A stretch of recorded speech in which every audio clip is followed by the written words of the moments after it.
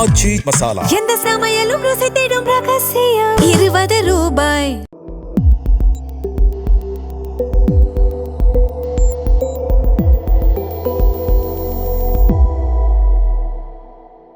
தமிழ் தடம் நேயர்களுக்கு வணக்கம். நம்மோட உரையாட ஊடகவியலாளர் திரு அருள்மொழிவர்மன் இணைந்திருக்காங்க. வாங்க பேசலாம். வணக்கம் சார். வணக்கம் மகா. முதல்வர் விஜய் அவர்கள் கர்நாடகா போறாரு அப்படின்ற திட்டம் உறுதி செய்யப்பட்டுச்சு. இப்பொழுது சிவகுமார் என்ன சொல்லியிருக்காரு அப்படின்னா, இப்போ இருக்க சூழல்ல நீங்க கர்நாடகா வர தேவையில்ல, பிறகு நம்ம இது தொடர்பாக பேசிக்கலாம் அப்படின்னு சொல்லிட்டு அந்த வருகையை அவர் வேணாம் அப்படின்னு சொல்லியிருக்காரு. இவங்க வருகையை போறதை அறிவிச்சிருந்தாங்க. போனா தண்ணி வந்துடும் அப்படின்னு டிவிக்கே நம்புறாங்களா? மேகதாதுல அணை திட்டம் நின்றும் அப்படின்னு டிவிக்கே நம்புறாங்களா? ஸோ போறதுல ஏதாவது யூஸ் இருக்குன்னு பாக்குறீங்களா நீங்க? முதல்ல இவங்களுடைய முயற்சி எதன் அடிப்படையில் அமையுதுன்னு பார்த்தீங்கன்னா, இதுக்கு மேலே நம்மளால் ஒன்றும் பண்ண முடியாது அப்படிங்கிற இடத்துல இருந்து தான் அவங்க போகிறதுக்கான முயற்சி எடுக்கிறாங்கன்னு நான் சொல்கிறேன். ஏன்னா சட்ட ரீதியாக, காவிரி மேலாண்மை வாரியம் ரீதியாக, உச்சநீதிமன்ற தீர்ப்பின் வழியாக எல்லா ரீதியாகவும் பார்த்தீங்கன்னா நமக்கு தான் உரிமை அதிகமாக இருக்குது. ஸோ நம்ம ஹோல்டு தான் ரொம்ப குடிமை நம்ம கையில் நம்ம இருக்கணும். ஆனால் என்னென்னா, உருவாகிற இடம் காவிரி, கர்நாடகா, குடகுமலை அந்த இடமா இருக்கிறதுனால நம்ம கொஞ்சம் கொஞ்சமாக பேசலாம், பேசி தீர்வு காணலாம் இவர் நம்புறாரு. இதுக்கு முன்பாக இருந்த முதலமைச்சர்கள்லாம் பேசியிருக்கிறாங்கன்னா எல்லாத்துக்குமே ஒரு காரணம் இருந்திருக்குது. எம்ஜிஆர் போனதுக்கு ஒரு காரணம் இருந்திருக்குது. ஜெயலலிதா மேயர் அவங்களாம் விருப்பப்பட்டுலாம் ஒன்றும் போல, உச்சநீதிமன்றம் போய் பேசி பாருங்கன்னு சொன்னாங்க. இப்போ பேசி பார்த்துட்டு அந்த அம்மா சொன்ன காரணம் உங்களுக்கே தெரியும். இவங்க திருந்த மாட்டாங்க, உருப்பிட மாட்டாங்க, இவங்கள்ட்ட பேசுறது வேஸ்ட்னு அந்த அம்மா வெளியே பேட்டி கொடுத்தாங்க 90களில். அப்போ கர்நாடகாவோட மனநிலை என்னங்கிறது எல்லாருக்குமே தெரிஞ்ச கதை தான். நீங்கள் கர்நாடகாவுக்கு போகிறேன் அப்படிங்கிற செய்தியை அஃபீஷியலாக ஒரே ஒரு தகவல்காரன் சொன்னாங்களாங்க. எந்த வெளிப்படைத்தன்மை, எந்த டிரான்ஸ்பரன்சியுமே கிடையாது. இன்னைக்கு காலையில் ஒரு செய்தி, அமைச்சர் நிர்மல்குமார் அவர்கள் பேசிக்கிட்டு இருக்கோம் உறுதி செய்யலை அப்படின்னாரு. திடீர்னு மதியானம் 13 ஒருவேளை நேரங்காலம்லாம் யமகண்டோ ராவகரெல்லாம் பார்ப்பாங்கன்னு தெரில இந்த அரசாங்கம். ஏன்னா 10வது மாடிக்கு திடீர்னு மாத்துறாரு. அதெல்லாம் எனக்கு சந்தேகமாக இருக்குது. மதியானம் வெளியிட்டாங்க. அவங்க என்ன பண்ணாங்க, அனைத்து கட்சி கூட்டம் போட்டார். டிகே சிவகுமார் பாருங்கள், அனைத்து கட்சி கூட்டம் போடுறாருங்க. அவர் நம்ம காவிரியை திறந்து விடலாமா வேணாமா சொல்லுங்கள் அப்படின்னு பிஜேபியை கூப்பிடுறாரு, காங்கிரஸை கூப்பிடுறாரு, மற்ற எல்லா கட்சியும் கூப்பிடுறாரு, பேசுகிறாரு. இப்போ வரைக்கும் தமிழ்நாட்டில் அனைத்து கட்சி கூட்டமே போடுறாரு. தொடர்பாக பேசுகிறதுக்கு யாருமே இல்லையா? உங்களுக்கு தான் எக்ஸ்பீரியன்ஸ் இல்லைல்ல. ஒரு அமைச்சர், நீர்வளத்துறை அமைச்சர் ஒரு கேள்வி கேட்குறாங்க. பல 10 பேர் சேர்ந்து கேள்வி கேட்குறாங்க. ப்ரெஸ் ஒரு இடத்துல நிற்க வச்சு, சொல்லுங்கப்பா என்னப்பா விஷயம், இந்த மாதிரி தண்ணி திறந்து வர்றாங்களா, என்னங்க போகிறீங்களா? தமிழ்நாட்டு உரிமை பாதுகாக்கப்படும், முதலமைச்சர் ஜோசப் விஜய் அதை ஒரு காலம் விட்டு கொடுக்க மாட்டார், நன்றி வணக்கம்னு சொல்லிட்டாது போங்க. சிரிச்சுக்கிட்டே போகிறீங்க. உங்களை என்ன பொண்ணு பார்க்க வராங்களா இல்லை நீங்கள் பொண்ணு பார்க்க போகிறீங்களா? என்னங்கிறத பதில் தெரியலனா பரவாயில்ல, கேள்வியே தெரியல அப்படின்னு அந்த மாதிரி இருக்கு. இதில் கொடுமைன்னா, ஒரே ஒரு வேளை ஜனநாயகனை பற்றி கேட்குறாங்க, அப்போ இதே மாதிரி நான் சிரிச்சுட்டே கடந்து போவாரா அமைச்சரா புஷி ஆனந்த் அவர்கள்? அதில் ஒரு அனுபவம் இருக்குது. ஏங்க அனுபவம் இருக்குன்னா அப்போ எதுங்க அமைச்சராக இருக்கு? அமைச்சரை விட்டு வெளியில் போங்க சார். தமிழ்நாட்டின் நீர் பிரச்சனை, வாழ்வாதார பிரச்சனை, காவிரி டெல்டா பகுதியெலாம் நாசமாயிட்டு இருக்கு, பாலைவனமாகக்கூடிய சூழல் ஓடிக்கிட்டு இருக்கு. திருவாரூர், கடலூர், நாகப்பட்டினம் அப்படின்னு ஒரு அக்கறையே இல்லாமல் இருக்கிறாங்க. கேட்டால் பேசினா ஏதாவது சிக்கலாயிரும். எங்க பேசினா சிக்கலானா எப்படிங்க எனக்கு விஷயம் தெரிகிறது? நீங்கள் என்ன முடிவில் இருக்கிறீங்கன்னு அரசல புரசலாக காதல வர செய்தியை, கசியை விட்டு செய்தியை கேட்டுட்டு நாங்கள் உயிர் வாழ்ந்துக்கிட்டு இருக்கணுமா? நாங்களாம் தேர்வு பண்ணியிருக்கிற அரசு தானே நீங்கள். நாங்களாம் பொதுவாக மக்களை சொல்கிறேன், எல்லாரும் தேர்வு பண்ணியிருக்கிற அரசு தான் இந்த அரசு. இப்போ நீங்கள் தான் பதில் சொல்லணும். எங்களுக்கு பதிலே சொல்ல மாட்டேன், பேசவே மாட்டேன்னு என்னங்க அர்த்தம்? இவங்க எடுத்துருக்கிற முடிவு இருக்குல்ல, கர்நாடகா போகிற முடிவு, அந்த முடிவு ஒரு தாழ்வு மனப்பான்மையிலிருந்து எடுத்த முடிவு மாதிரி எனக்கு தெரியுது. அது பேசி பார்க்கலாம், நல்ல ஒரு முடிவாக இருக்கட்டும், ட்ரை பண்ணணும்னு நினைக்கிறாருன்னா எனக்கு தெரில. நீங்கள் போல்டாக இருக்கணுங்க. இல்லை, எம்ஜிஆரோடு ஒப்பிட்டு ஒரு நரேட்டிவ் செட் பண்ணலாம் அப்படின்னு ட்ரை பண்ணுறாங்க. இந்த நரேட்டிவ்லாம் பழசான நரேட்டிவ். இந்த மெட்ரோவில் போய் பார்க்குறது, போன வாட்டி தான் மெட்ரோவில் போய் பார்த்தார் முதலமைச்சர். உங்களுக்கு தான் ஓட்டு, அடுத்த முறை நீங்கள் தான் வருவீங்கன்னு சொன்னாங்க. அவரையே தோக்கடிச்சு விட்டாங்க மக்கள். அதனால் மக்கள் இதை பண்ணுறாங்க அதை பண்ணுறாங்கன்னு நான் விரும்பலைங்க. முதலமைச்சரை பொறுத்த வரைக்கும் அவர் போல்டாக இருக்கணும். ஏங்க நமக்கு தண்ணி வேணும், நம்ம எல்லாரும் ஒன்றா சேர்ந்து உட்காந்து பேசுவோம், வாங்க நம்ம உச்சநீதிமன்றம் போவோம், மோடியை கேள்வி கேட்போம், ராகுல் காந்தியை கேள்வி கேட்போம், வாங்கன்னு ஒன்றா உட்காந்து பேசணும். ஒரு இணக்கமான சூழ்நிலைக்கே வரமாட்டேங்கிறாரு. ஒரு டிவிக்கு ஒரு பதிவு போட்டார். என்னன்னா, நீங்கள் போல்டாக இல்லைன்றீங்க, அவர் போல்டாக தான் இருக்காரு, சிங்கத்தின் குகைக்குள்ளே போய் அவர் மீட் பண்ண போகிறாரு பார்த்தீங்களா அப்படின்னு சொல்லிட்டு ஒரு பதிவு போடுறாரு. இந்த மாதிரி க்யூட்டாக இருக்கார் அண்ணா, அண்ணாவோட தலை முடி பார்த்தியா எப்படி அந்த ட்ரோன் ஷாட்டில் பறக்குது பார்த்தியா இப்படிலாம் நீங்களே பேசிக்கிட்டு இருக்க வேண்டியது தான். 10 பைசாவுக்கு பிரயோஜனம் கிடையாது நமக்கு. நமக்கு தேவை தண்ணி. தண்ணி இருந்தால் தான் சோறு, சோறு இருந்தால் தான் உயிர். நீ உயிர் வாழவே இங்கே முடியும், விசில் ஊத முடியும். அப்போ தான் தண்ணிக்கு கஷ்டப்பட்டுக்கிட்டு இருக்கிறோம். காவிரியில் தண்ணி வேணும் கஷ்டப்பட்டுக்கிட்டு இருக்கோம். இவங்கெல்லாம் தேட்டரில் உட்காந்து கண்ணீர் விட்டுக்கிட்டு இருக்காங்க ஜனநாயகன் படத்தை பார்த்து. ஜனநாயகனை கொண்டாடுங்கள்னு சொன்னாருங்க பாரு நீர்வளத்துறை அமைச்சர். அதுதான் கால கொடுமை. ஏங்க நீங்கள் ரசிகர் மன்றத்தில் இருந்தீங்க, தலைவராக இருந்தீங்க, விட்டுடுங்கன்றண்ணா. அது வேலை அந்த பாதையும் முடிஞ்சிச்சு. நீங்கள் கடந்து வந்த பாதை தான். மகிழ்ச்சியாக இருங்க, ப்ரைவேட்டாக பேசிக்கோங்க. திரைப்படத்தை குறித்தோ அதில் இருக்கிற நீங்கள் எப்படி பண்ணணுன்றது குறித்தெல்லாம் ஏன் பேசுகிறீங்க? அழுகிற காட்சியெல்லாம் போட்டீங்க. தண்ணி வரல அழுதியா நீக்காச்சு நீ? இல்லை அங்கே போய் நின்னியா? வாட்டால் நாகராஜ் அவங்க போராட்டம் பண்ண தயாராக இருக்கிறான். என்ன சொல்ல வர்றாரு அப்போ டி.கே. சிவகுமார்? மிரட்டுறிய தமிழ்நாடு முதலமைச்சரை பார்த்து? வர சூழல் சரியில்லைன்னா என்ன அர்த்தம்? நமக்கு இது அவமானப்படுத்துற மாதிரி ஒரு விஷயங்க. நீங்க வரனே சொல்லிடக்கூடாது முதல்ல அவங்கள்ட்ட. நீ பிளானை போடுற, அவன் வர வேணான்னு சொல்லிட்டான் பாருங்க. பிளானை நீங்க போடுறீங்க, நீ வராதங்கிறான். கேவலமா இருக்குது. நமக்கு நம்மளை அசிங்கப்படுத்துற மாதிரி இருக்குது டி.கே. சிவகுமார். இல்ல சட்டம் சொல்லி கேட்காத கர்நாடகா இவர் போய் தனிப்பட்ட முறையில் பேச்சுவார்த்தை நடத்தினா கேட்டுருவாங்க. ஏங்க எனக்கு என்ன பயமா இருக்குன்னா, நம்ம முதலமைச்சரை நீங்க என்ன சொல்லுங்க, அவர் மேல நம்ம டிஃபரன்ஸ் ஆஃப் ஒப்பீனியன். நம்ம முதலமைச்சர் அவர். நம்ம முதலமைச்சரை அவமானப்படுத்துற மாதிரி, அசிங்கப்படுத்துற மாதிரி சிவகுமார் பேசினா பார்த்துக்கிட்டு ஒரு பேர் சும்மா இருக்கக்கூடாதீங்க. எப்படி சும்மா இருக்க முடியும்? வந்தா நிலைமை சரியில்லை அப்படின்னா நீ தரக்காட்டி கூட தான் நிலைமை சரியில்லாம போகும். இங்க இருக்கக்கூடிய கன்னடர்களுக்குன்னு நாளைக்கு 4 பேர் பேசுனா நல்லா இருக்குமா? அது அதை மாதிரி எப்படி வெளிப்படையா பேசுறாருன்னே தெரியல. எங்க அப்புறமா பேசிடலாங்கன்னு சொல்லலாம், இல்லை வராதிங்க அப்படின்னு சொல்லலாம், இல்லை வேற ஏதாவது தொலைபேசியில் நாங்கள் பேசிடுறோம்னு சொல்லலாம். சூழல் சரியில்லை வராதிங்கன்னா என்ன பொருளில் நீங்கள் பேச வரீங்க? நீங்கள் என்ன வேணால் பேசுவீங்க, நாங்கள் அமைதியாக இருக்கணுமா? முதலமைச்சர் தான் அமைதியாக இருக்கலாம், நாங்கள் அவரை பார்த்துட்டு அமைதியாக இருக்க முடியாது. ஏன்னா நமக்கும் முதலமைச்சர் அவர். இது ஒரு தமிழ்நாட்டை உரசி பார்க்குற வேலை, சீண்டி பார்க்குற வேலையை கர்நாடகா தொடர்ச்சியாக பண்ணிக்கிட்டு இருக்கான். முன்பு ஒரு காலத்தை தொடர்ச்சியாக பண்ணிக்கிட்டு இருந்தாங்க, அப்புறம் அடங்குனாங்க. ஏன்னா அன்னைக்கு கர்நாடகாவுக்குள்ளே தமிழ்நாடுக்காரன் ஒருத்தர் இருந்தான், அதெல்லாம் கொஞ்சம் பயந்துக்கிட்டு இருந்தாங்க. இப்போ அவர் இல்லை. அப்புறம் தமிழ்நாட்டுக்குள்ளே நல்ல முதலமைச்சர்கள் இருந்தாங்க, கொஞ்சம் எதிர்த்து குரல் கொடுப்பாங்க.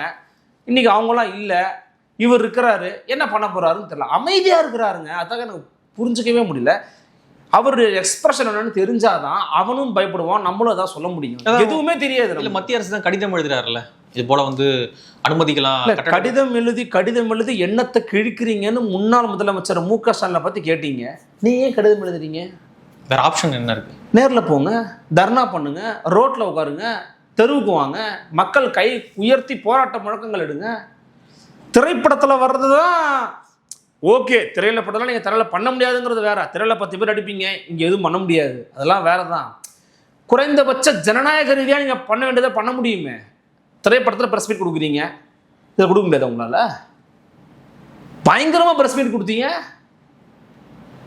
இந்த இதுலலாம் உங்களுக்கு ஃப்ளேவர் வேணும், இதில் அது வேணும், இதில் இதுக்கு வரமாட்டியாடா அப்படிலாம் கேட்டீங்க. காற்றுல ஊழல் பண்ணுறாங்கன்னு பேசினார். என்ன படத்துன்னு தெரியல, பணம் பேர் மறந்துட்டேன். கத்தி பேசுனீங்க. ஒரே ஒரு ப்ரெஸ் மீட் கொடுங்க, அதுவும் உங்களுக்கு பிடிச்ச ஆட்களை கூப்பிட்டு. உங்களுக்கு பிடிச்ச ஆட்கள் தமிழ்நாடு ஊடகத்தில் இருக்கிறாங்க, கூப்பிட்டு வச்சு அவங்களுக்கு மட்டும் ஒரு பேட்டியை கொடுத்து இதை ஒளிபரப்பிட்டு போக போகிறாங்க. எவ்வளவோ சேனல்ஸ் உருவாகிருக்கிறாங்க. இங்கே இருக்கிறவங்களும் அந்த பக்கம்லாம் போகிறாங்கலாம் செய்திகளை பார்த்துக்கிட்டு இருக்கோம். நம்ம அப்படி ஏதாவது ஒன்று பண்ணுங்க. உங்களுடைய முடிவு என்ன, உங்கள் என்னன்னு எனக்கு தெரியல. தெரிஞ்சதானே பேசுறதுக்கு. இப்போ நீட்டு எதிர்த்து திராவிட கழகத்தில் எத்தனை பேர் இருப்பாங்க உங்களுக்கு தெரியும், எனக்கும் தெரியும். அந்த திராவிட கழகம் மாவட்டந்தோறும் ஒரு வாகன பரப்புரைக்கு பிளான் பண்ணியிருந்தாங்க நீட்டு ஒழிப்புக்காக. அதுக்கு 100கணக்கான பேர், திராவிட கழக ஆஃபீஸ் 100 பேர் இருக்க மாட்டாங்க, 100கணக்கான போலீஸை போய் உட்கார வச்சு குவிச்சு வச்சு யாரும் அதெல்லாம் போகக்கூடாது பண்ணக்கூடாதுன்னு சொல்லி. எதுக்கு இந்த அழிச்சாட்டியம்? சும்மா இருந்தால் அவங்களுக்கே 10 பேர் தெரியாது அவங்க பண்ணுறதே. சரி ஏதோ பண்ணுறாங்க, நல்ல விஷயம். திமுக இருக்கும்போது தான் பண்ணலை, ஏன்னா திமுகவே அதை பண்ணுச்சுன்னு சொல்லுவீங்க. ஏன் இப்போ இந்த போராட்டத்தை திமுக கையில் எடுத்துருக்கலாமே? தாவேக்கா பண்ணாதான் எனக்கு தெரியும். ஏன்னா பிஜேபிக்கு டைரெக்டாக அப்போஸ் பண்ணுறதுக்கு அவங்க தயாராக இல்லை, பயப்படுறாங்க, நடுங்குறாங்க. நீங்கள் தான் பாஜக எதிர்த்து குரல் கொடுக்குறாளாச்சு. மாவட்டங்கள் தோறும் உங்கள் கழக தோழர்களை வச்சு பெரிய ஆர்ப்பாட்டம் போராட்டம் பண்ணியிருக்கலாமே. அதிமுக வரப்போகிறது இல்லை, ஓடிடுவாங்க. நீங்கள் பண்ணியிருக்கலாமே. சரி திராவிட கழகம் பண்ண போகுதுன்னு சொல்கிறாங்க. அவர் வயசான ஒரு 90 வயசில் ஒரு போராட்டம் பண்ணுறோன்னு அறிவிச்சிருக்கிறாரு. அதை போய் ஏன் தடுத்து நிப்பாட்டுறீங்க? அதுக்கெல்லாம் உங்களுக்கு கை வருது, கால் வருது, உத்தரவு பிறப்பிக்கணும்னு தோணுது. இதுக்கே தோண மாட்டேங்குது. அப்போது முதலமைச்சர் முடிவுகள் எடுப்பதில் ஏதோ ஒரு தாமதத்தை காமிக்கிறார், ஒரு தயக்கம் இருக்குது.